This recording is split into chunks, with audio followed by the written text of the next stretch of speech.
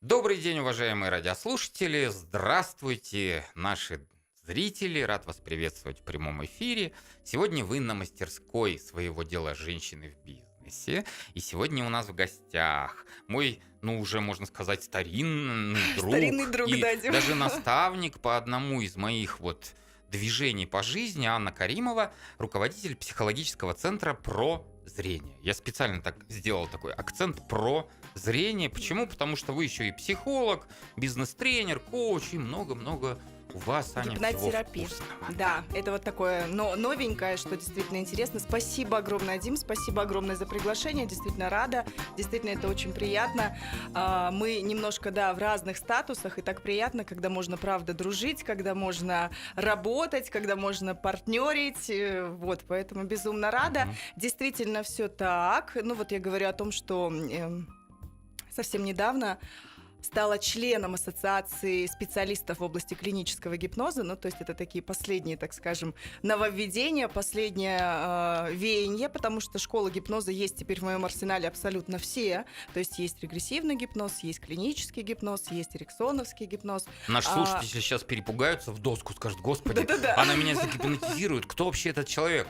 Друзья, Поверьте, это даже Да. распространяется дистанционно. да, Аня на самом деле добрейшей души человек, и Да. она будет применять все эти страшнейшие, в кавычках, инструменты. Во благо. Да, Только во благо. И абсолютно Да, экологично. да. Абсолютно экологично. Мгм. Да. Как вообще вдруг решили заняться своим бизнесом? Че вдруг-то? Это вообще, говорят, бизнес — это не женское дело. Сиди дома, Да, воспитывай детишек. Да.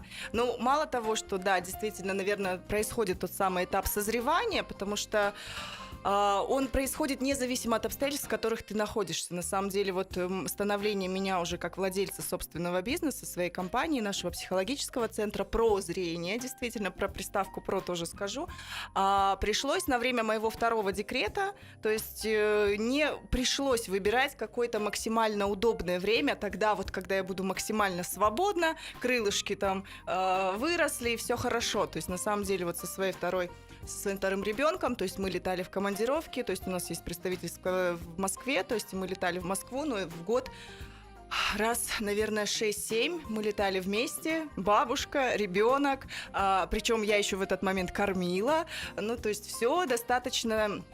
Не скажу непросто, то есть если это в удовольствие, то ты успеваешь это делать, то есть это тот самый баланс, который абсолютно реально достичь. Это я хочу сказать.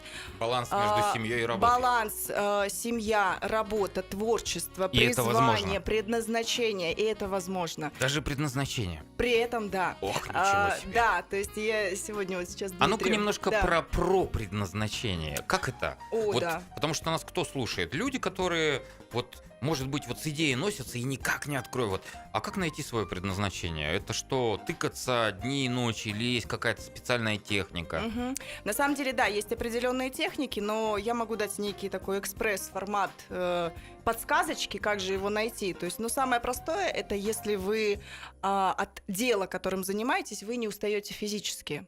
Это, конечно, опять-таки условно. Люди видят мою активность, видят, что я на самом деле нахожусь в эфире, я провожу тренинги, личные консультации. То есть мой рабочий день, правда, с учетом того, что я и нахожусь в психологии как в реализации собственного предназначения, то есть я еще и владелец. Соответственно, 12-13 часов — это безусловно, я работаю. При этом успеваю все остальное.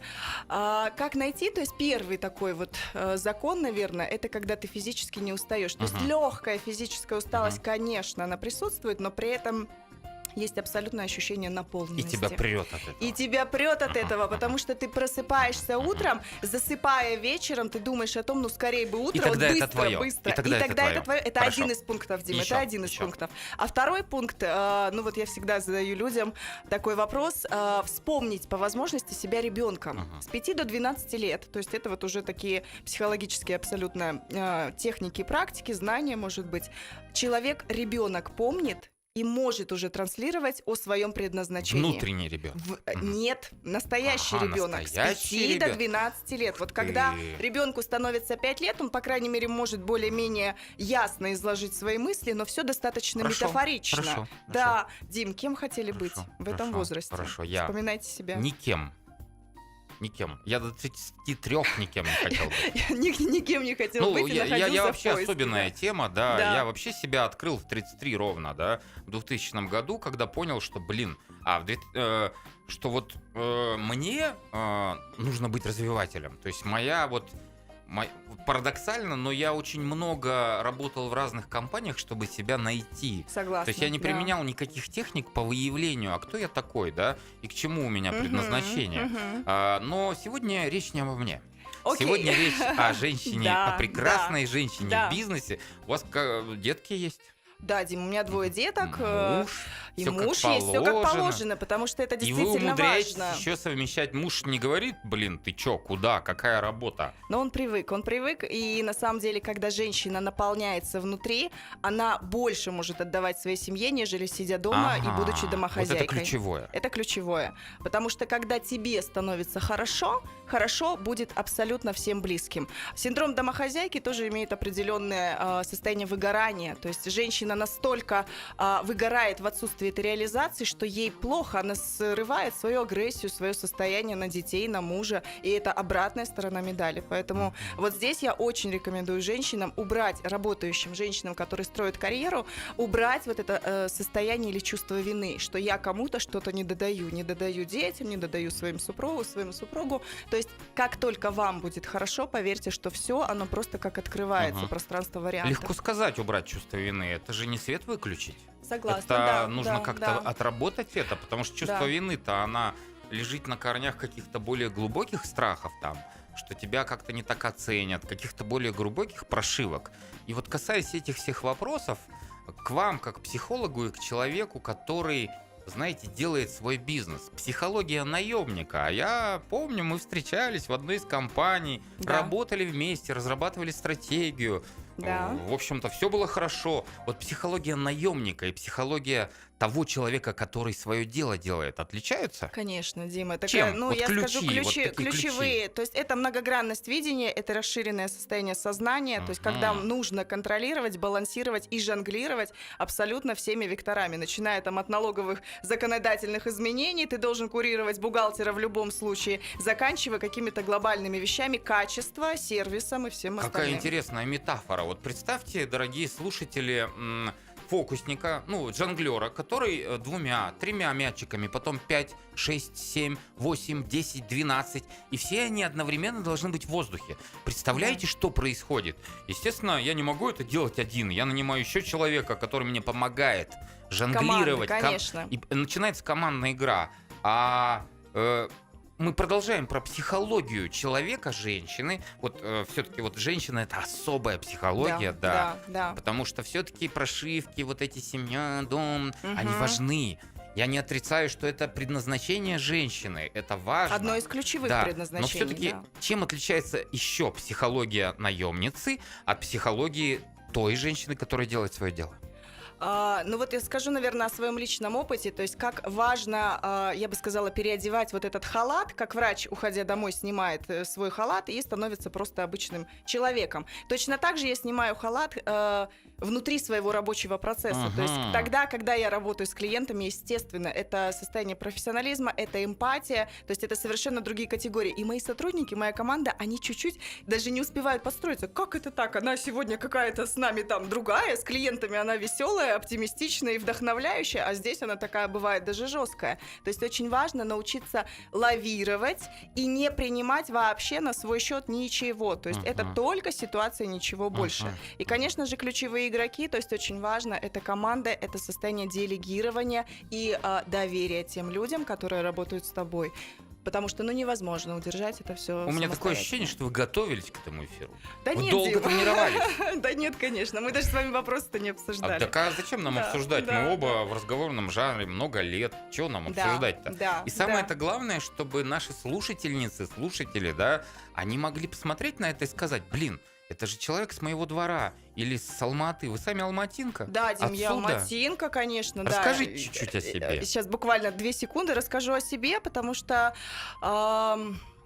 Мало того, когда меня хотят спрашивать о каких-то моих личных таких нюансах, то есть я редко действительно показываю свою семью, они говорят, ну у вас-то хоть есть муж, а дети-то хоть есть у вас? Я говорю, да знаете, все есть и все замечательно, и родилась я в Алмате, и жила я на этой же земле, где все мы находимся в одном пространстве, и лишний вес у меня был, то есть как важно человеку, который занимается своим бизнесом, как говорят, да, мы выбираем определенную свою боль, которую прожили сами, то есть вот это состояние. Такой раненый целитель вы, да? То есть у вас был лишний вес, и теперь вы можете смело давать разные программы и методики по тому, чтобы снизить. И люди снизили и ушли вот в этот какой-то вес другой. Да, хорошо. я думаю, это один да. из примеров Один вашей из деятельности. примеров, но он не ключевой. То есть это не та категория людей, когда говорят, а вы знаете, что на психфак идут те люди, которым нужно лечить свои проблемы. Вот я пошла совершенно по другой истории. Я даже не знала, я хотела быть журналистом на самом деле. Ну и вот как-то так мы решили, что пойду туда. И все было, по моим ощущениям, даже достаточно приземленно. Но с учетом того, что так сложилось, что и у меня были эти истории, и был у меня лишний вес, и было у меня плохое зрение, и ходила я в линзах 8 лет, и имела минус 4,5 диоптрии, сейчас у меня 100% зрение. Ну, то есть я через это, правда, Все, я проходила. пошел на программу вашу про зрение. Все, я уже понял. Уже там, да, Да. Ну, и я понимаю, что это доверие, понимаете? Если вы это демонстрируете, то люди доверяют. Но опять речь не о ваших программах, а о том, вот что происходит с человеком, когда он вдруг из наемника начинает делать свое дело. Что с вами происходило? Буквально шаги. 1, 2, 3, 4. И именно вот с точки зрения, потому что вы высококлассный психолог, вот именно с точки зрения психологии. Первый этап, что с вами происходило, на втором этапе, на третьем, и как вы сейчас себя чувствуете? Ну, это, Дим, прям такая рефлексия должна произойти. Видимо, я ее прохожу, проживаю и забываю. Поехали. Да, со стороны это видно, но можно попробовать. Конечно же, я расту, я эволюционирую, то есть именно с точки зрения лидерства. То есть вот это очень важно. То есть, но у меня пошло чуть-чуть от обратного. Сначала я учила лидерству, то есть я в бизнес-секторе работала также около 10 лет. То есть это весь HR, формат обучения, мотивации и всего остального. Потом я стала собственником сама, и, естественно, мне это помогло. Опять-таки, путем проб и ошибок. Как ни крути, но нет у нас гарантии. Даже вот эта большая наша подушка знаний, компетенций, то есть есть моменты, которые нужно пройти самостоятельно. И мы их действительно проходили, мы действительно где-то ошибались. Но единственное ключевое, что я бы сказала, наверное, важное, это соблюдение своих ценностей и ориентиров, которые есть внутри. Но в моем смысле, ну вот в моем понимании, это ответственность и честность. Вот это остается всегда внутри меня, потому что именно перед теми людьми, которые нам доверяют. Вот это важно. Про шаги слышу, вижу, что вы все-таки ждете, но я вот Да, думаю. я такой. Дима. Вот вы куда-то ушли, знаете, как тот самый студент, который на сессии отвечает то, что знает. То, что знает, да, или как политик, как только открылись, что вы чувствовали внутри себя? Что с вами происходило? Конечно же, страх и тревога, Дим. Отлично. Да, вот важно вот это сказать, чтобы люди не боялись. Это нормально. Это страх и тревога. Это нормально. Это отсутствие каких-либо гарантий. Проживайте вот эти страх, тревогу, отсутствие гарантий. Что вам помогло прожить это все? Помогла поддержка близких людей. Отлично. Да. Следующий этап. Вот окей, немножечко вы так устаканились. Что с вами дальше происходило? Мы устаканились в плане профессиональном. Мы создали некий контент. Психологическое состояние стало спокойное, а потом бах и новое препятствие. А это же маркетинг. А это же выход на тот самый рынок, где ты должен себя позиционировать уже совершенно по-другому. Теперь надо чужих привлекать. Надо же как-то дальше, надо же масштабироваться. Опять страх, тревога. Опять страх, тревога. Да что ты будешь делать? То есть свое дело это всегда сплошное страхи и тревоги? Да. И что, ни дня без этого? Было, конечно, было состояние спокойствия, но вы же знаете, что спокойствие — это шаг назад. Как только ты расслабляешься и думаешь, что ты мастер в чем-то на каком-то этапе, то тебя как дорожка отбрасывает назад. А сейчас какое у вас состояние? А сейчас состояние... Я думаю, такой осознанной некомпетентности. Это когда мы понимаем, что все-таки есть, опять-таки, какие-то вещи, которые мы еще не используем в полной мере, но мы их уже осознаем. Но я больше говорю сейчас о маркетинговой всей политике. Да. Ну, потому что МСБ, вот малый и средний бизнес, это или те, кто вот делает свое дело, это всегда те люди, которые очень много думают о продажах, о маркетинге. Все, что им нужно, это чтобы перли продажи. Да. И тогда хватает на все, на зарплату специалистам, на офис, маркетинг и так далее, и так далее. Сейчас с этим все хорошо? Ну, по крайней мере, я доверяю людям, которые сейчас есть в моей команде. То есть это вот очень важно кристаллизовать, выбрать вот самого-самого такого человека и не одного, которые, ну, будут делать свое дело. Одна из задач наших с вами, как предпринимателей, это уметь нанимать людей круче себя в какой-то профессиональной И этого не отраслевой бояться. специфике. И И не этого не бояться, бояться. да, что они каким-то образом, ну, что-то не так сделают или так сделают, как мы бы не сделали, потому что кажется, что только я хороший, и только я, ну, таких, как я, нет. Да, И в да. этом фишка. Последний вопрос. Знаете, Да, наша программа так пау, пролетает, Просто как одна стремительно, минута. да. Да. 15 минут Да. эфира. Что вы посоветуете вашим вот слушателям, слушательницам, да, которые вас смотрят, именно как женщина, именно как мама, именно, ну и немножко как психолог, как открыть и как найти эту идею, и как приумножить свою идею, чтобы это стало бизнесом? Пожалуйста. Спасибо, Дим. Ну, на самом деле, глобальная такая у меня сейчас Да, задача. да, Мне да. надо это сформулировать каким-то За образом. целые 1,5 минуты. За целые 1,5 минуты. Но первое, что я хочу сказать, это не предавать свою мечту. О. Да, то есть это, если она крутится в вашей голове, если она возникла как некая идея, она ваша. То есть ее нужно брать и делать. Это второй шаг, это действие. И действия, они действительно позволяют выйти вот из этой зоны комфорта. Это чуть-чуть страшно, чуть-чуть. Это как бегать по утрам. То есть вы очень долго собираетесь, но когда мы просыпаемся в 6 утра, льет дождь и очень холодно, то есть вот здесь у нас вариант либо лечь и остаться, и там будет еще теплее. Ну, ты же сам себе хозяин, своему слову хозяйка. Но потом, когда проснешься, будет совершенно другое состояние. Либо ты пойдешь в этот дождь, в этот холод, 6 утра, но вернувшись с розовыми щечками, состояние энергии, драйва, то есть это действие. Второй шаг — это действие. Не предавать свою мечту, действовать и абсолютно доверять тем событиям, которые с нами происходят.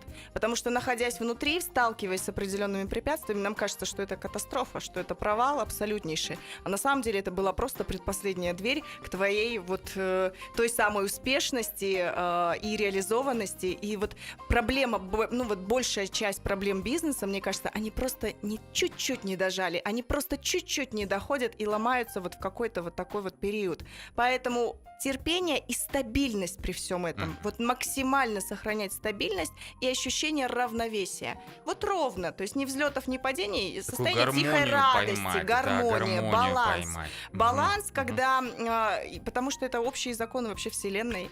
Легко сказать, скажут наши слушатели. Да, Блин, да. она так хорошо рассуждает, да, Да. мы это все читали в книжках по личностному росту и так далее. Блин, легко сказать, Дим, а ну, нас по так крайней мере, это колбасит. конгруентность. Это называется в психологии конгруентность, совпадение. Когда это не только книжки, это тот путь, который мы прошли. То есть вот сейчас я могу это позиционировать с двух сторон. То есть берите то, что действительно вам подходит. Из всего количества информации тоже очень важно научиться вычленять то, что нужно тебе, и отрабатывать как навык. И то же самое здесь. Кто для тебя были впереди идущими? С кого ты брала пример или у кого ты училась бизнесу?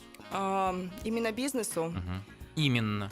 У нас-то женщины в бизнесе. Ну Передача-то. да. Ну, есть несколько учителей, которые действительно для меня Ты можешь повлияли. назвать их? Ну, среди них есть Передать им мужчина. привет. А можно сказать, что Да, мужчина пожалуйста. тоже может быть? Да. На самом деле, главный мой учитель, который вот вселил то самое зернышко в меня уверенности, когда я просто выпускница КАЗГУ, пришла с абсолютно открытыми глазами и ничего не понимая, какой большой конкурс в HR-департамент самого лучшего банка. Это Ринат Равильевич Шейхметов.